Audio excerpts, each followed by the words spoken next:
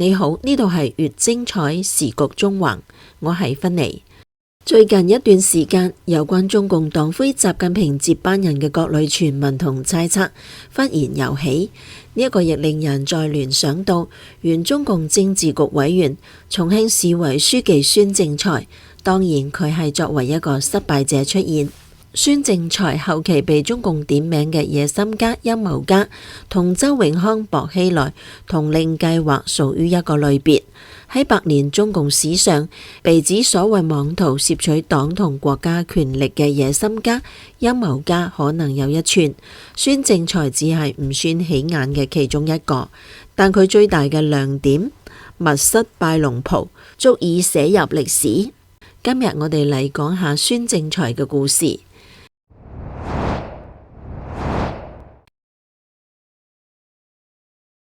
1963年9月，孫政才喺山東榮成府山鎮五龍嘴村出生，小學就讀喺本地嘅五龍嘴小學。在校期間愛好籃球，係學校籃球隊嘅中鋒。中學時期就到榮成城區嘅學校學習，高中就讀於榮成13中。公開資料中冇揾到孫政才嘅家庭背景，正因為冇資料，可見佢出自草根階層，否則喺當年仕途順風順水時，一定會被大書特書。客觀嚟講，孫政才本嚟係一個人才。1980年，孫政才高中畢業，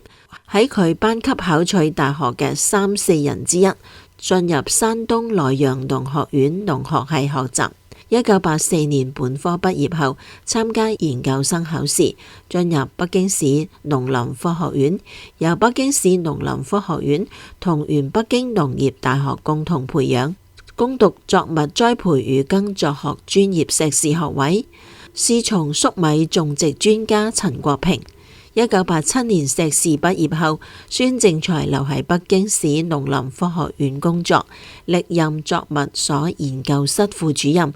土肥研究所所長、副院長，並以農學專業在職研究生身份就讀於中國農業大學。期間曾經喺1991年作為訪問學者到英國洛桑試驗站進修。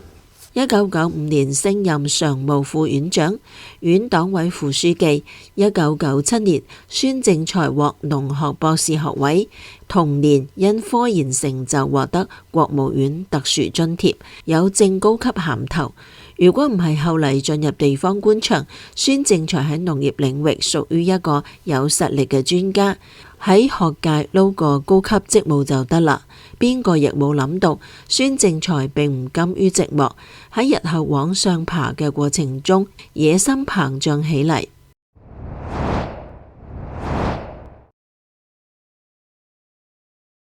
1997年，根據當時嘅中共中央人才選拔計劃，北京市決定派孫政才到郊區縣政府任副職。孫政才被任命為中共順義縣委副書記、代理院長。之後佢一直都喺順義工作，官至順義區委書記。2002年5月，時年39歲嘅孫政才以黑馬身份當上北京市委常委，之後時任中共北京市委書記嘅賈慶林升任中共中央政治局常委，劉奇接替賈慶林任市委書記，孫政才出任中共北京市委秘書長兼市直機關工委書記。所以孫政才早期嘅靠山被認為係賈慶林同劉奇。據講佢同北京兩任市長孟學農同王岐山不和。2006年12月，時任中共總理溫家寶提名孫政才為農業部部長。時年43歲嘅孫政才係當時溫家寶內閣最年輕嘅部長。2009年11月，孫政才出任中共吉林省委書記。2012年11月15號喺中共18屆一中全會上，同齡嘅胡春華一同當選中共中央政治局委員。亦就係喺中共18大，孫政才同胡春華同時被坊間嘅官場加上咗中共黨魁接班人嘅標籤。呢一個為孫政才後嚟嘅大禍臨頭埋下伏筆。2012年中共18大，49歲嘅孫政才成為自中共所謂改革開放以嚟最年輕嘅政治局委員，一時躊躇滿志。同年11月20號，孫政才接替升任中央政治局常委嘅張德江，兼任重慶市委書記。外界曾經分析認為，胡春華同孫政才如果都能夠喺中共19大上進入常委，將分任總書記同總理，但亦有講法指佢哋係中共總書記嘅競爭者。到2017年5月24號，孫政才再次當選為中共重慶市委書記，呢一個離佢出事嘅時間已經好接近啦。英國商人沈棟嘅前妻段偉雄同孫政才關係密切。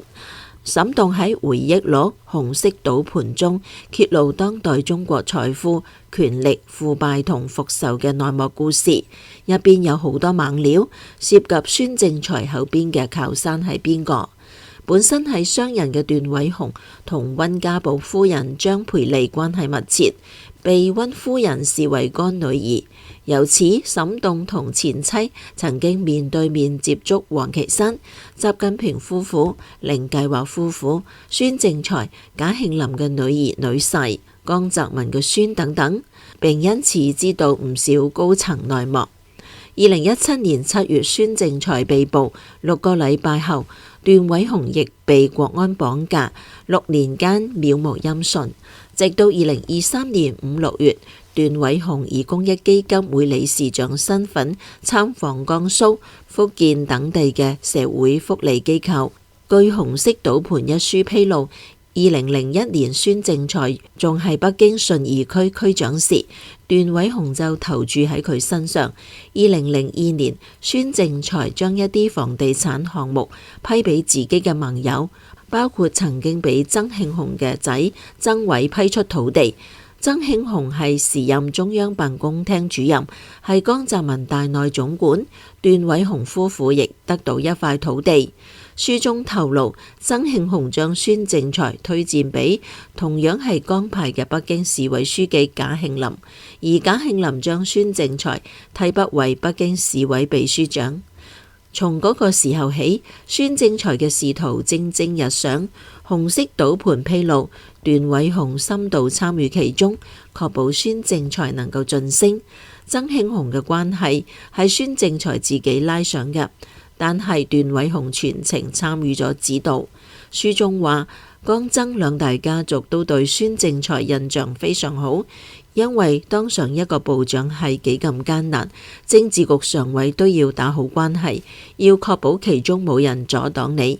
因此，外界傳聞孫政才係江曾培養嘅第6代接班人。書中仲話，喺溫家寶做總理時，段偉雄對溫夫人尤其巴結，力撐孫政才上位。段偉雄認為咁樣對溫家有好處，溫家寶唔拉幫結派，唔建立自己嘅人脈，溫家未來需要有自己嘅靠山。2010年左右，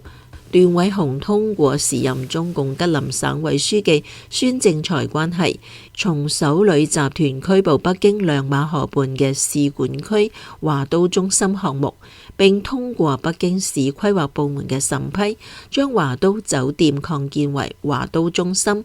2018年4月2號，大陸財新週刊刊登段偉雄節譯一文，披露段偉雄因為涉及孫政才案被查，證實二人關係匪淺。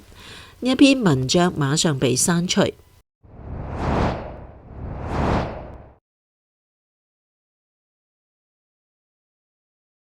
紅色賭盤披露，孫政才一心想擊敗胡春華，成為將來嘅最高領導人。佢深夜經常同段偉雄喺一齊商量對策。由2006年成為農業部長嗰一日起，孫政才就好似激光一樣專注於向上爬。孫政才話俾段偉雄知，只要佢唔犯錯，佢將會成為政治局常委。如果佢唔做總書記，佢亦會做總理。佢嘅一舉一動都一直監視住嗰個最高權力嘅寶座。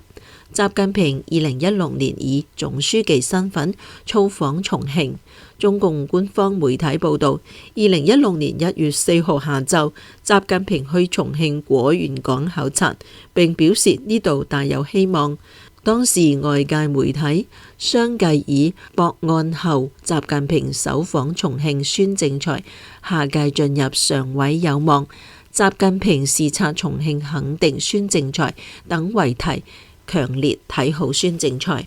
2016年3月16號，中共全國人大會議閉幕。香港媒體引述消息人士嘅話透露，主席台上嘅習近平喺離場時，政治局委員重慶書記孫政才緊隨其身後離開，兩人仲握咗手。不過習近平喺重慶講咗呢度大有希望。約1年後，2017年2月，中共中央巡視組向重慶市委反饋巡視情況時稱，重慶清除博黃思想圍堵不徹底，呢個俾孫政才嘅仕途蒙上陰影。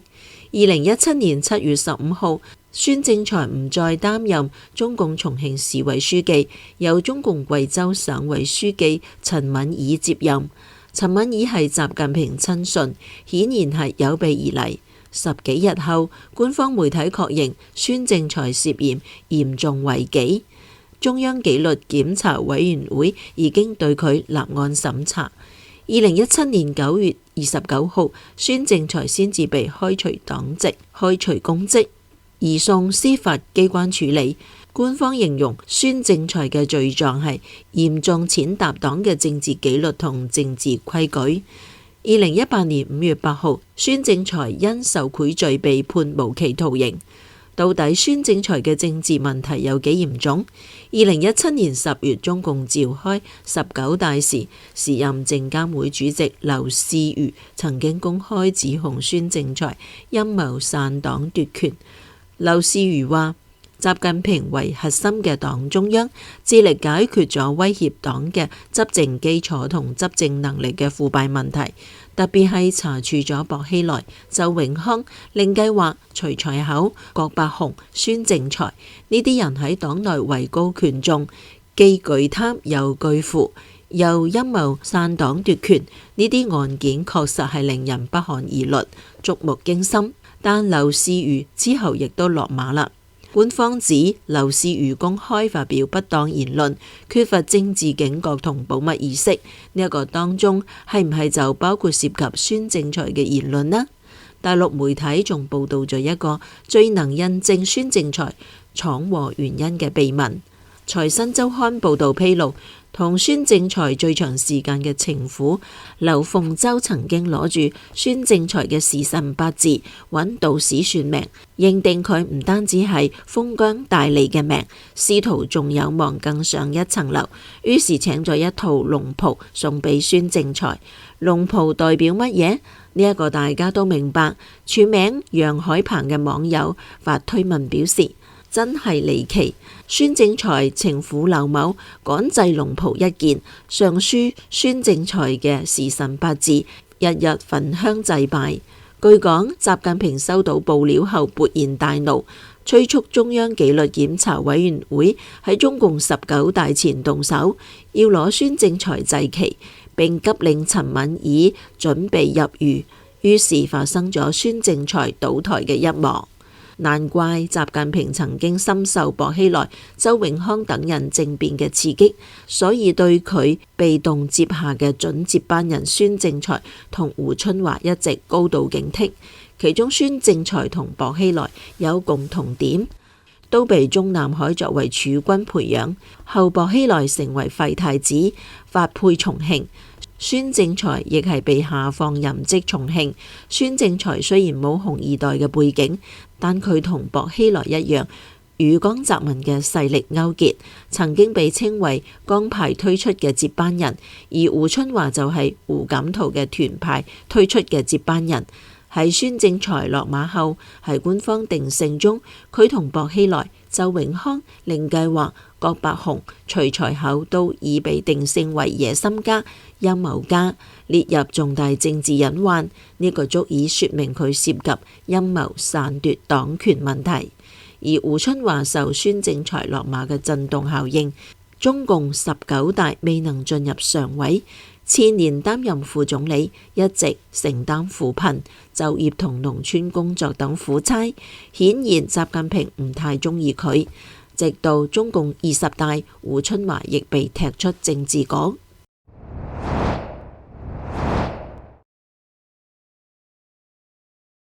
孫政才仕途上一路腐敗醜聞不斷，但之前並冇受到影響。關於孫政才腐敗內幕，盛傳最多嘅係孫政才同多名女性發生不正當關係，育有多名私生子。但中共本身無官不貪、無官不淫，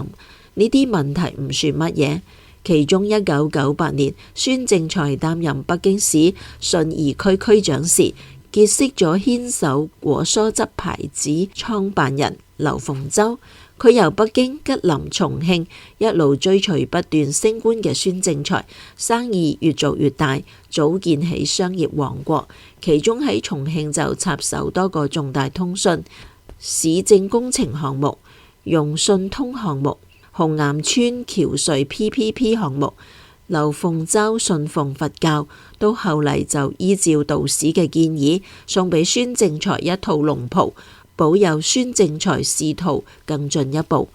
孫政才嘅另一個情婦王蘇芝係江蘇南通人，履歷模糊，自稱倫敦大學學院碩士學位畢業，曾公職於摩根士丹利倫敦辦公室科技部門工作。身邊人認為佢嘅英文水平並冇流利到能夠喺外資投行工作嘅地步，但擅長於營銷。王蘇芝利用孫政才嘅關係，喺重慶市操縱跨境支付結算公司益贊普同錢寶科技。另有報道話，由於同原配胡穎只係育有一女，孫政才飽受膝下無子嘅困擾。點知喺重慶市公安局局長何挺嘅安排下，養起情婦，生下唔少私生子。唔單止挪用公款外，甚至為情婦喺香港嘅空殼公司提供10億人民幣一帶一路資金。據中共官方2017年9月29號嘅通報，孫政才被指嚴重違反工作紀律，官僚主義嚴重，慵懶無為。有網絡消息指，孫政才嘅慵懶無為指嘅係佢唔願意工作，沉迷網絡遊戲。孫政才曾經多次喺工作會議開始前沉迷遊戲，一局唔結束唔落車，車外10幾個人等住。相關報導指，孫政才沉迷嘅網絡遊戲正係由騰訊開發嘅《王者榮耀》。孫政才仲有好多花名。佢到任重慶之初，網民通過搜集孫政才唔同時期嘅官方宣傳相片，鑑定出孫政才曾經佩戴過至少10幾塊名貴手錶，所以戲稱佢為大錶叔。有意思嘅係，孫政才到重慶之前，自2002年起任北京市委書記、順義區委書記；2006年至2009年任農業部長、黨委書記；2009年至2012年任吉林省委書記，連續11年被評為優秀共產黨幹部。與此同時，黨內外對佢嘅劣評唔少，舉報冇間斷。孫政才嘅發跡史其實就係一部中共官場嘅腐敗史，佢嘅上位本身就係所謂嘅帶病提拔。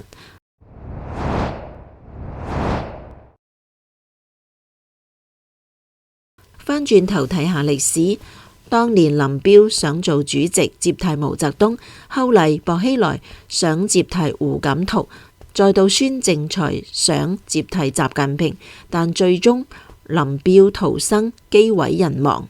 薄熙來、孫政才都陷秦城監獄。而家秦城監獄外邊，新一輪接班人輿論就又再熱炒起嚟。當然情況已經大有不同。習近平近年出訪，經常行路腳步不穩，已經引起健康欠佳嘅好多猜測。由於習近平冇既定嘅接班人，喺中共20大後就傳出習家軍中有人深藏野心，等住習近平死時順位接班，時任總理李強最有可能有此心。根據當今中共中央黨內排名，總書記缺位時推斷嘅代理繼任順序，第一順位應該係總理李強。不過中央辦公廳主任蔡奇有中央書記處第一書記職務，加上佢同習近平嘅親密程度，佢可能係非常時期搶權。中國政局發展到近2年，已經有極大變化。一方面係中共喺國際上四面樹敵，喺國內經濟持續下行，中共喺政治上維持高壓，內鬥加劇。習近平嘅軍方親信不斷落馬，一啲觀察人士認為係軍委副主席張又俠喺中共元老嘅支持下指揮對習勢力嘅清洗。而家即使習近平冇安排接班人，亦似乎有人係安排啦。近日由各個渠道傳出嘅消息，相繼指習近平已經失勢，只係表面做樣。又爆料稱，中共元老集體對習近平逼宮，加上習近平健康出問題，今秋將開嘅4中全會將有重大人事變動。連接班人選亦安排好啦。新嘅人事變化係常務副總理丁薛祥接任總書記，上海市委書記陳吉寧接任總理，總理李強將取代而家嘅人大委員長趙樂際，副總理張國清將接丁薛祥留低嘅常務副總理。另一方面，喺20大上被習近平踢出政治局嘅胡春華近期再度活躍，訪問安徽並外訪非洲多國。前香港文匯報記者姜維平推測，胡春華接替習近平嘅可能性極大。呢啲爆料會否坐實？習近平係唔係好快落台，仍需要觀察。不過中共本身嘅壽命可能唔俾習近平或所謂嘅習接班人機會啦，除非佢哋係推倒中共另起爐灶。2002年已被發現嘅貴州2億7千萬年藏智石，上書中國共產黨亡6字，被認為暗藏天機。近日有大陸網民實地探訪，拍低高清相片，並爆料石上疑似仲標注中共滅亡時間，可能2029，但亦唔排除2027。呢度係越精彩時局中橫，多謝你嘅陪伴同思考。請訂閱、分享並點擊小鈴鐺，等我哋一齊喺動盪中堅守真相，喺黑暗中燃點希望。多謝你嘅收睇，我哋下期再會。